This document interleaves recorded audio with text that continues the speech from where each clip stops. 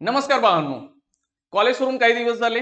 काही कॉलेजेस 15-20 दिवसापूर्वी सुरू झालेत, काही महिनाभर अगोदर सुरू झालेत. मग आता बऱ्यापैकी विद्यार्थी सेटल व्हायला लागलेत. पण त्याच्यामध्येच इतके इमोशनल मेसेजेस यायला लागलेत. फक्त मुलींचे नाही, मुलांचे पण खूप मेसेजेस आहेत. काय वाटतंय की पहिल्यांदा घराच्या बाहेर गेल्यानंतर त्यांना थोडंसं एकटं वाटायला लागलंय. कॉलेजचं कल्चर, काही मुली पहिल्यांदाच घरामधून बाहेर पडलेत, मग डायरेक्ट खेडेगावांमधून मोठ्या शहरांमध्ये गेलेत. काहींसाठी ह्या सगळ्याच गोष्टी वेगळ्या आहेत. मग असं त्यांना वाटतंय की कॉलेज नकोसं झालंय, सगळं सोडून घरी येऊ का, घरच्यांची खूप आठवण येते, आईच्या जेवणाची पण आठवण येते. मग अशा बऱ्याच अडचणी आहेत. मग आता त्याचे रिझन्स काय आहेत पाहू आणि त्याच्यावर आपण पर्याय काय काढू शकतोय. कारण का आजपर्यंतचे केलेला अभ्यास 12 वर्ष, कॉलेज पण मिळालं, ब्रँच पण चांगली मिळाली, हे सगळं असलं तरी आता विद्यार्थ्यांना ती कॉलेजेस नको झाले. त्याचं रिझन इमोशनल आहे. ठीक आहे, पहिला आपला पॉइंट काय की बाबा पहिल्यांदा बाहेर आलाय, म्हणजे 12वी पर्यंत तुम्ही तुमच्या गावामध्ये किंवा शेजारच्या गावामध्ये शिकला, अपडाऊन करत होता. मग त्या विद्यार्थ्यांना खूप टेन्शन यायला लागले किंवा खूप एकटे एकटे वाटायला लागले.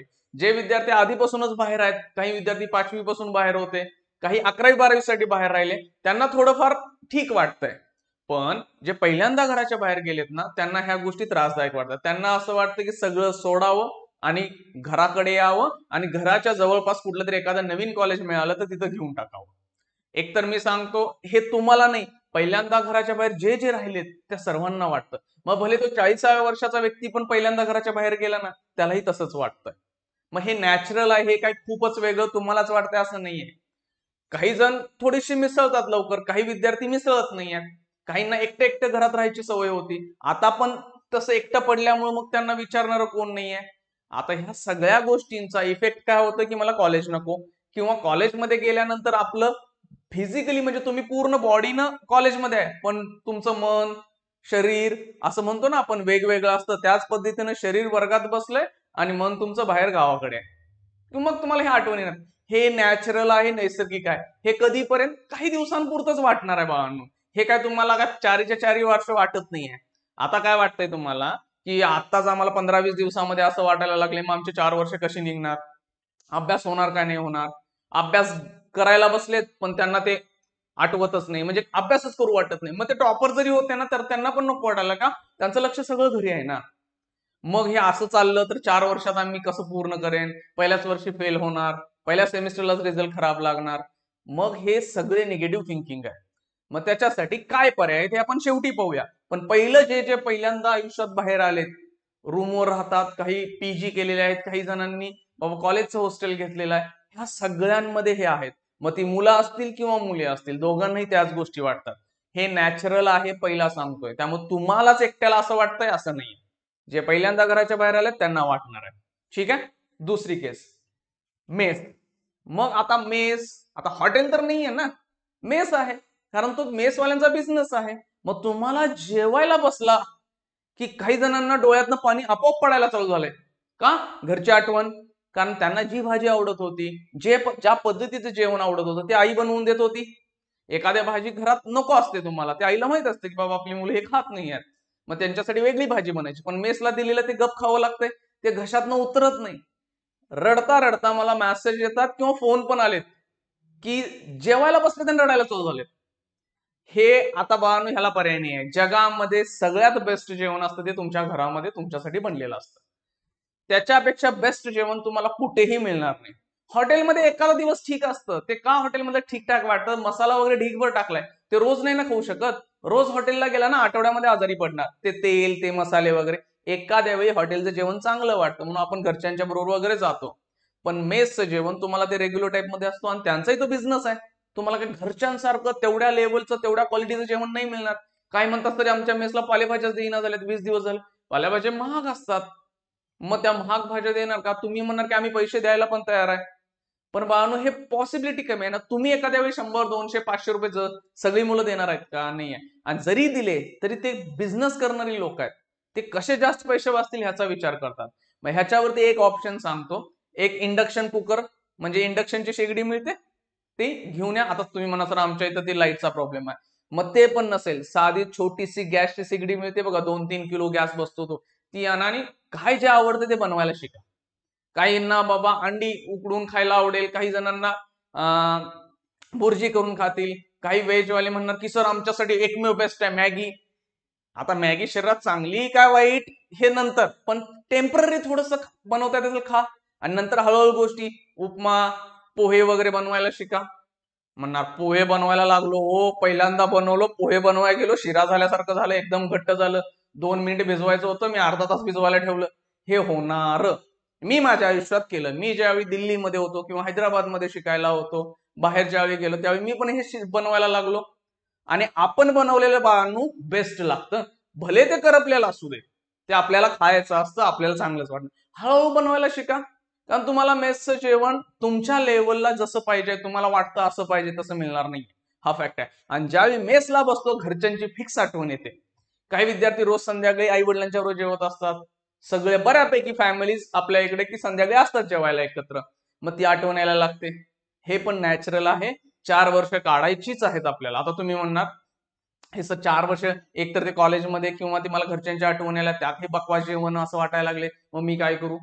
बाळांनो हे तुम्हाला मी लास्ट टाइम बऱ्याच व्हिडिओमध्ये सांगितलेलं, सीईटीची एक्झाम चालू होत्या किंवा ऍडमिशनची प्रोसेस चालू होती ना, की आयुष्यात शेवटचं चांगलं शिकवणारे आणि खायला मिळणार हे घरात होतं 12वी पर्यंत. मग आता जेवण परत जे घरी अपडाऊन करतात त्यांच्यासाठी आहे ना, बाहेर गेलाय जॉबला, थोडीच तुम्हाला समजा नोकरी मिळते, प्लेसमेंट झालं, थोडीच तुम्हाला तुमच्या गावात किंवा तुमच्या घराजवळ मिळणार आहे का. तुम्ही पूर्ण भारतभर तुमचं फिरवणार आहेत त्या कंपन्या, मोठमोठ्या कंपन्या असतील, जेवढी चांगली कंपनी तेवढी मोठी एक्सपान्शन असतं, बाहेरच्या देशांमध्ये पण पाठवतील. मग ह्या गोष्टी आहेत, तिथं तुम्हाला थोडीच घरचं जेवण मिळणार आहे. त्यामुळे तुम्हाला चांगल्या गोष्टी होणार आहे, तर थोडंसं इथं ऍडजस्ट करायला लागेल. थोडं शिका, आठवड्यामधून घरी फोन करा, कसं कसं बनवायचं असतं विचारा, युट्यूब आहेच की, व्हिडिओ जिथं बघायला टाका कसं बनवायचं असतं.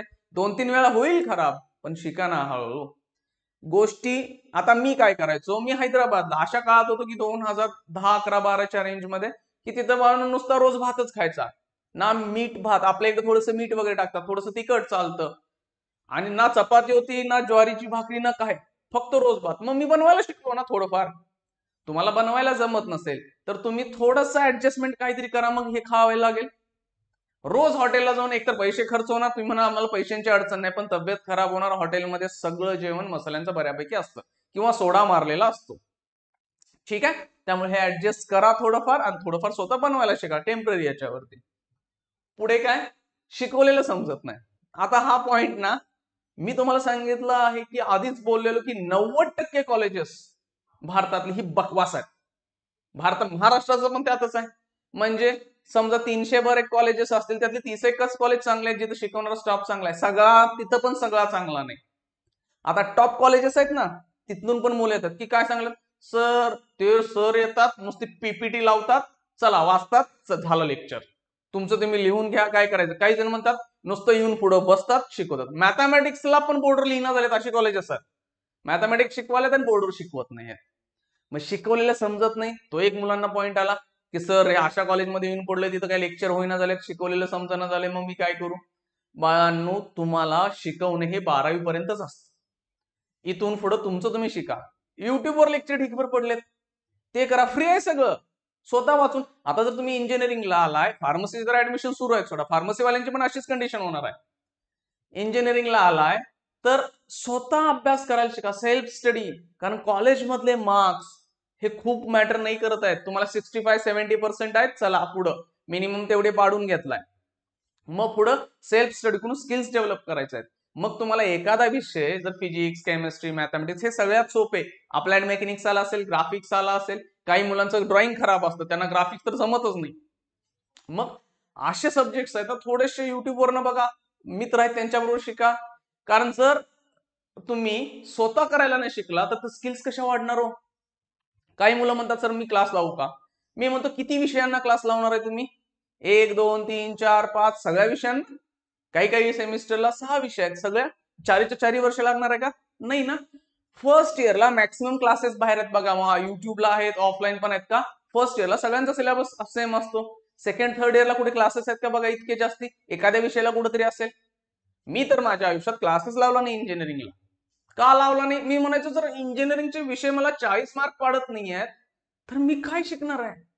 हा, तुम्हाला वाटतं क्लास लावावा, तुम्ही लावू शकता, तुमची इच्छा आहे, पण किती विषयांना लावणार आणि किती वर्ष लावणार. तुम्ही second year, third year, last इयरला क्लास आहेत का बघा ना कॉलेजच्या विषयांचे. ते वेगळ्या विषयांचे म्हणजे स्किल्स वगैरे असतात ना त्याचे, पण त्यातले पण मॅक्सिमम फ्रॉड असतात.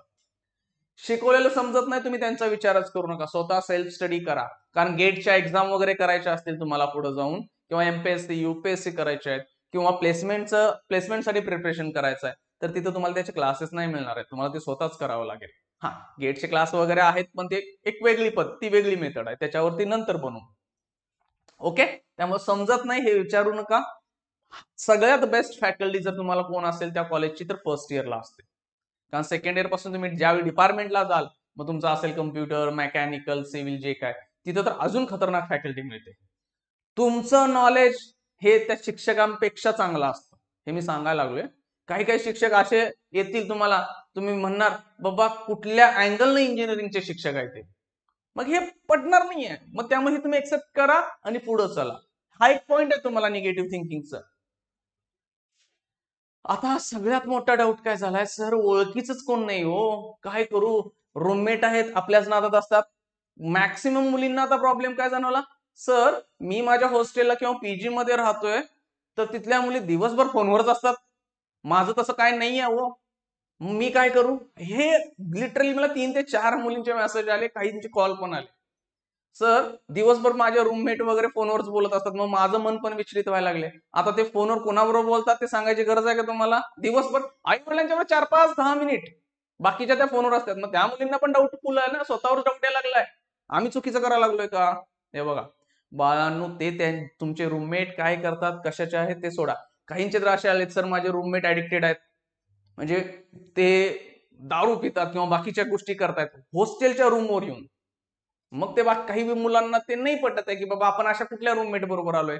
मग तुम्हाला रूम चेंज करायचे आहे की काय, आता का चेंज करायचं, चेंज करून देणार का, हे बरेच ऑप्शन आहेत. काही मुलांनी विचारलं दोघांनी जाऊन की सर मला हॉस्टेलची रूम बदलून पाहिजे, त्यांनी कारण विचारली. आता ती कारण तर सांगू शकत नाहीत मुलं, आणि जर सांगितलीच तर मग त्याचे इफेक्ट आणि वेगळ्या गोष्टी आहेत, सहसा रूम बदलून मिळत नाही. बाळांनो, तुम्हाला चांगलं वाईट हे सगळं कळतंय, मग मुली असाल किंवा मुलं असाल, तुमच्या रूममेट कशा आहेत, कसे हॉस्टेलचे मेंबर आहेत, ह्याच्याशी काही घेणं देणं नसावं. बोलताय त्यांच्याबरोबर बसताय ठीक आहे, पण त्यांचे चांगली गुण असतील ती घ्या, जी बाकीच्या ऍडिक्शन किंवा जे काय करतात ते नका ना विचार करू. आता तुम्ही थोडीच आहे, रस्त्यावर समजा काही दगड मारत फिरत असतात, तुम्ही पण मारणार आहे का तो मारतोय म्हणून, नाही ना. मग सिंपल गोष्ट आहे, तुमचं टार्गेट काय असलं पाहिजे की माझं लास्ट इयरला चांगलं प्लेसमेंट, तेच फक्त कन्सिडर करा. ओळखीचे कोण नाही आहेत, ठीक आहे. तुम्ही ज्यावेळी स्कूल्सला 11th-12th समजा एका वेगळ्या गावामध्ये गेला, किंवा स्कूलला 5वीला 8वीला कुठेतरी गेला असाल, तिथं काय सगळीच ओळखीची होती का तुमच्या. फक्त एक बेनिफिट काय होतं, तुमच्या गावाच्या आसपास असेल ते.